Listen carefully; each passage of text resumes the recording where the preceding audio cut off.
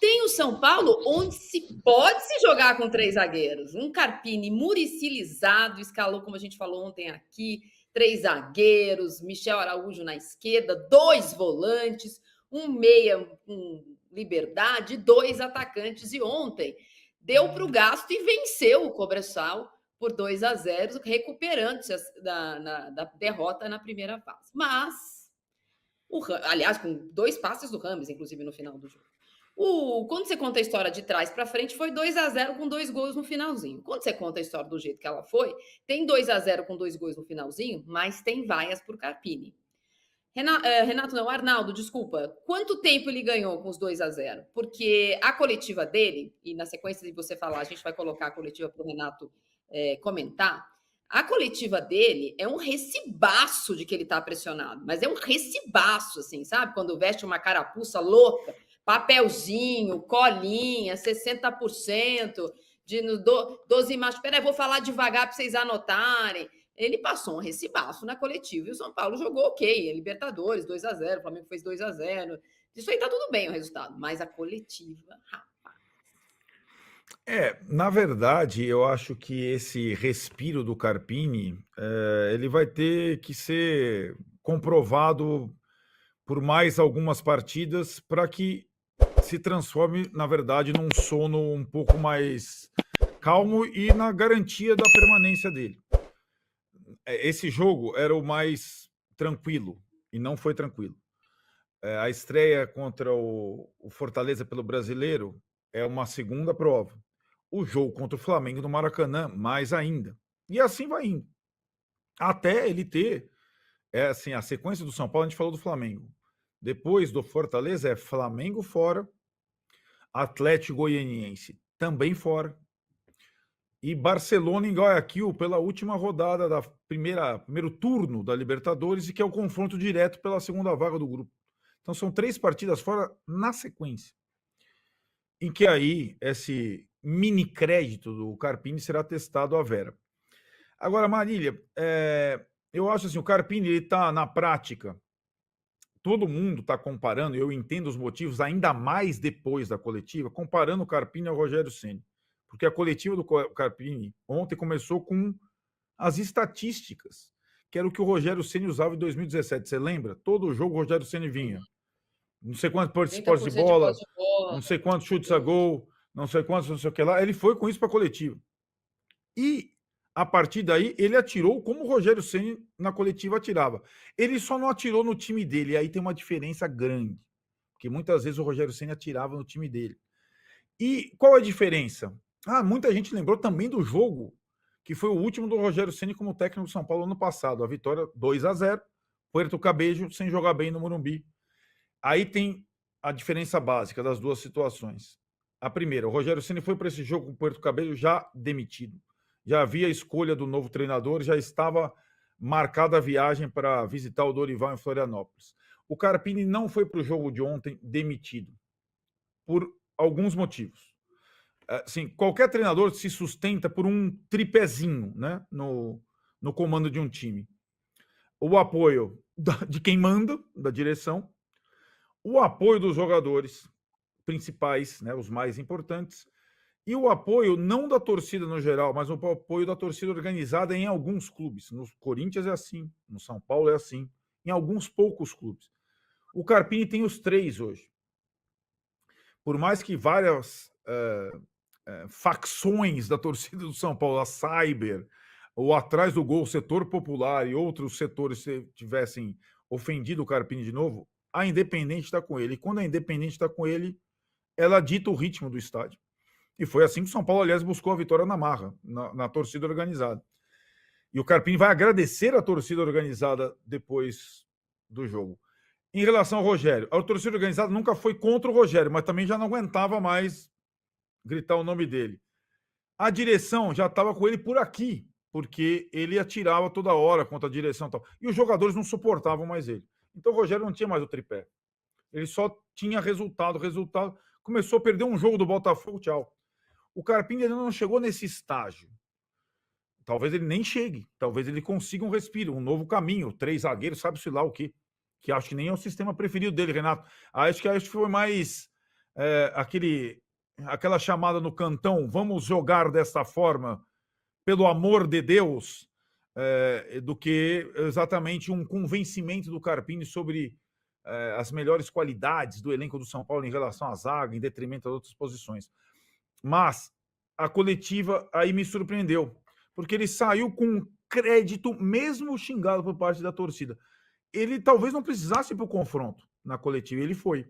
E ele foi falar mal do São Paulo, da estrutura, do departamento médico. E aí eu já vi esse filme algumas vezes, com essa mesma direção. O Crespo fez isso sutilmente, com aquela elegância, e se desgastou a partir daí. O Rogério já fez isso na água da piscina, na primeira coletiva, e se desgastou a partir daí. E agora nós vamos ver qual a repercussão dessa fala interna do Carpini. Porque o apoio da organizada é ótimo, o apoio dos principais jogadores fundamental, mas quando a chefia enche o saco, ela te manda embora. Então, precisa ver quem o Carpini feriu com essas situações que ele tanto fez questão de deixar claro numa coletiva. E só para lembrar e passar a bola para vocês, entre o Rogério e o Carpini teve um sujeito, o Dorival. Ele chegou, ele não criticou ninguém, o time dele não tinha ninguém que se machucava, o time dele, todo mundo era, né? Todo mundo era bom na estrutura do São Paulo, do jardineiro ao cara da energia elétrica. E é assim que ele trabalha, e é assim. E cada coletivo do Dorival, o Tirone dormia na live do canal Raiz. Aí ele ficava vendo o tempo verbal. Porque um técnico, muitas vezes, tem que evitar na entrevista que a chama se propague. Não é o caso do Rogério, definitivamente. Nossa, não é mesmo. E o Carpini está entrando nessa. E eu acho que não vai ser bom para ele. É a minha impressão, né? O Dorival foi um hiato no meio dessa turma toda e que acabou sendo um hiato com conquista. O Carpini até ganhou um título já. Ganhou a Supercopa. Mas num mundo que tudo é novo para ele, ele nunca tinha feito uma viagem internacional, ele nunca jogou 3 competições ao mesmo tempo. Ele não fala em priorizar, Renato, mas ele fica falando, eu gostaria de ter um time para repetir uma sequência, mas eu tenho 15 lesionados. Se o trabalho dele conseguiu 15 lesões antes de começar a tripla competição, não dá para repetir time com tripla competição. E o São Paulo tem elenco, opção, até mais do que alguns grandões. Mas ele precisa saber usar, senão vai perder os tripés, o sustentáculo da direção, o sustentáculo do elenco e, por fim, o sustentáculo da torcida organizada. Agora, eu pergunto ao Arnaldo, o Rames Rodrigues, esquece essas 2 jogadas. Ele jogou bem? Ou ele sobrecarregou o sistema do São Paulo? Não, ele não sobrecarregou. Eu acho que talvez por conta da situação dos 3 zagueiros mesmo. Então ele não tinha muita obrigação defensiva ontem. Era ele, Luciano e Calleri na frente. 3 e o resto... Porque tem essa situação, né, gente, que é uma compreensão, acho que equivocada, mas ela está enraizada no Brasil desde a época do Lazzaroni, que 3 zagueiros é um sistema defensivo. Não, você defende com menos gente do que com a linha de 4. Você defende só com 3 e não com 4. Você pode colocar ponta na ala, ponta direita, ponta esquerda. Você pode jogar sem volante. A Maria não gosta. Sem volante depende. São Paulo, quando saiu o Pablo Maia, deu uma bagunçada. Mas o Rames jogou... Até por isso ele pôde jogar 90 minutos, sabe, Renato? Ele não se desgastou completamente no jogo, porque o sistema o protegeu. E acho que foi uma boa sacada do Carpini. Se foi imposição ou discussão, debate com o Muricy, pouco importa. Eu acho que foi uma boa sacada do Muricy. Pois que ele tinha falado Muricy... exato. Ele tinha falado... Muricy não somente é um adepto dos... Exato. Adepto de 3 zagueiros e disse para vocês que o Rames tinha que ser titular. Então, essa escalação aí, para mim, tem todas as digitais do Muricy. Agora, apesar de eu até torcer para que o Carpini dê certo, porque eu acho que nós estamos precisando de técnicos jovens brasileiros. Novos, né? Novos, com uma cabeça nova, eu continuo a manter a minha trágica profecia para ele, de que ele não passa da 5ª rodada, se chegar lá do brasileiro. Para começar, né? Ontem o Carpini foi vaiado antes e depois, e durante, né? Ontem o Carpini testou a popularidade dele com a torcida do São Paulo. Vamos ver se é isso mesmo, vamos ver se a galera tá comigo ou não. Deu certo? Não, porque o André Silva e o Calleri salvaram o São Paulo de um jogo que o São Paulo poderia até ter perdido. Sim. Bom, primeiro, ele escalou 3 zagueiros. Arboleda, Ferrarese e o Diego Costa. Os caras foram bem. Mas 3 zagueiros contra um adversário que não ataca é sobrar zagueiro, né? Ontem, por exemplo, ele poderia ter entrado com o Galopo no time, em vez de um zagueiro. Ele começou com o Calleri, né? O Calleri já entrou. Ele começou com Calleri, Luciano e Rames. O Rames, um asterisco aqui. Jogou muita bola. Eu achei também. Rames. Jogou muita bola. O passe que ele dá no primeiro Jogou gol lá. muita bola. E só que fisicamente você percebe que ele ainda não tá legal. Uma hora ele perde a bola, mas ele vai lá e dá um carrinho e rouba a bola outra vez. Então, quer dizer, é um cara que tá antenado com... Tudo que a gente falou antes aqui do programa, eu falei ontem na transmissão que eu tava, falei, hoje é o jogo pro Rames falar, pô, eu vou ser o dono do jogo, Exato. entendeu? Não tinha... E só não foi mais porque o time do Cobressal foi pro Morumbi para tentar buscar o empate e levar o empate lá pro deserto do Calama, né? Agora, ontem, por exemplo, era o jogo pro André Silva ter iniciado, pro Eric para quebrar a linha, né? Faltou, acho que, essa coisa pro Carpini. A impressão que deu ontem é que o Carpini falou assim, olha, eu não posso perder o jogo, tá? Perder o jogo eu não posso. O empate ainda me segura. Eu acho que não. Acho que se empatasse ontem, o Carpini nem teria dado entrevista. Mas, enfim, 2-0, jogo complicado. São Paulo conquistou a vitória, tá na briga. Agora tem 2 jogos fora do Brasil. Vai jogar contra a Barcelona e esse Cobressal. E depois decide a vaga contra o Barcelona e o Tajeres jogando no Morumbi. Essa vai ser a sequência do São Paulo. São Paulo tem 3 pontos. Se fizer 4... Né? Uma vitória e um empate fora vai para 7. Ontem teve Tajeres e Barcelona, né? Ontem teve Tajeres e... Empate, né? Empatou, é isso? A gente mostrou aqui. Eu já não lembro do resultado. Então o São Paulo depende dele para se classificar. Sim, isso é dá bom. pra ganhar. Ontem Porque se perdesse ontem seria complicado. Agora... Mesmo o empate seria complicado. O empate também seria complicado. Eu acho que o Carpini está num tom um pouquinho alto aí para aquilo que ele é no futebol. Com todo respeito ao Carpini, cara. Ontem citando o Tele Santana, mas o São Paulo com o Tele, até ele fala, é um recorte, desculpa, tal. Dando a entender que quem é contra os 3 zagueiros não tem inteligência para entender futebol. Ô, Carpini, a seleção de 2002 jogou com 3 zagueiros, mas tinha 2 laterais que eram atacantes. Aí ok, né? Agora, contra o Cobressal... Ele já tinha usado 3 zagueiros antes? Já tinha usado. Jogou contra o Palmeiras com 3 zagueiros, né? Aí faz algum sentido até. Não, contra o Palmeiras tem que jogar com 9 zagueiros, né? Contra o Flamengo, 10. Agora, contra o Cobressal, né? Enfim, a situação do Carpini não é legal. A torcida não tá com ele. Os jogadores podem até estar. Não, os jogadores estão com ele. Estão, vamos ver até quando, né? Os jogadores estão com ele. Vamos ver até quando. Então, mas a torcida Os não... jogadores estão fechados. A torcida não tá com ele. O que me chamou a atenção no jogo foi que o São Paulo teve, claro, muita posse de bola, aquelas coisas. Primeiro tempo inteiro. Mas não perdeu um caminhão de gol. Não criou muita coisa. Eu não achei que tenha criado muita coisa. Teve uma bola na trave. O São Paulo chegou 23 vezes a área do Araújo, né? O do Calleri também. O São Paulo chegou 23 vezes a área do Cobressal. Foram 8 finalizações. Então, não foram... 8 contra 2. 8 eu acho um número... Contra um time que tem uma postura defensiva, 8 não é um número que a gente possa desconsiderar, entendeu? Mas, assim, enfim, eu continuo insistindo. Eu acho que você tem que montar o time diante daquilo que você tem do outro lado. Tudo bem que tem uma defesa do Carpini, mas eu não sabia direito como é que o Cobressal ia se postar em campo, né? Porque o Cobressal entrou com 3 atacantes, só que esses caras não atacaram. Eles ficaram em 2 linhas, uma de 5 e outra de 4.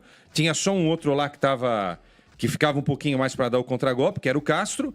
Mas todo mundo se defendeu ontem. Tudo bem, aí no segundo tempo você tem a chance de fazer o quê? Vou tirar um zagueiro e vou colocar mais um atacante. Não, ele volta para o segundo tempo com a mesma formação, né? Então, aí é que a torcida... Não, na hora que voltou para o segundo tempo, teve lá o apupo da torcida. E o Alisson saiu, né?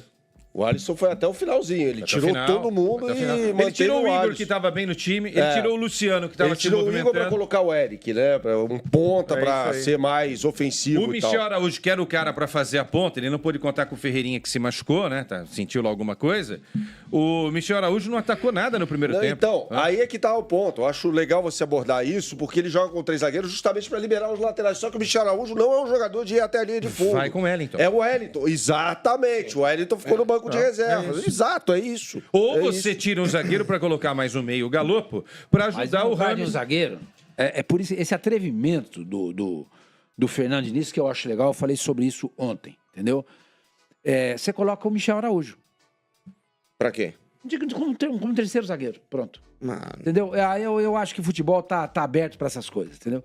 Sabe, eu tô cansado de ver esse futebol cheio de toque. Você não vê um drible, você não vê nada. Eu tô cansado desse futebol. Não, ontem não tinha um cara para quebrar uma linha, um cara para... Eu estou cansado desse futebol. Mas aí, mano, eu acho que é uma falta de estímulo a jogadores de futebol, a falta de fundamento, a falta de dia a dia, a falta de atividade. Não, mas quem bota 3 zagueiros em campo é o técnico, né? Sim, você tem duas situações. Você tem um treinador com uma filosofia que hoje é controversa e, pelo menos para as características dos atletas aqui no Brasil, porque na Europa a gente vê times e algumas equipes com relativo sucesso jogando nesse sistema, e ao mesmo tempo jogadores em que se limitam à evolução pessoal, né? Saber driblar, saber dar um passe de 2-3 metros, saber fazer um gol. O não deixa, Facicani, o cara não vai fazer isso. O Ranieri testou um chute no jogo do Corinthians em Itaquera, o técnico virou pra ele e falou assim, escuta, você tá pensando que você tá único em Iabá?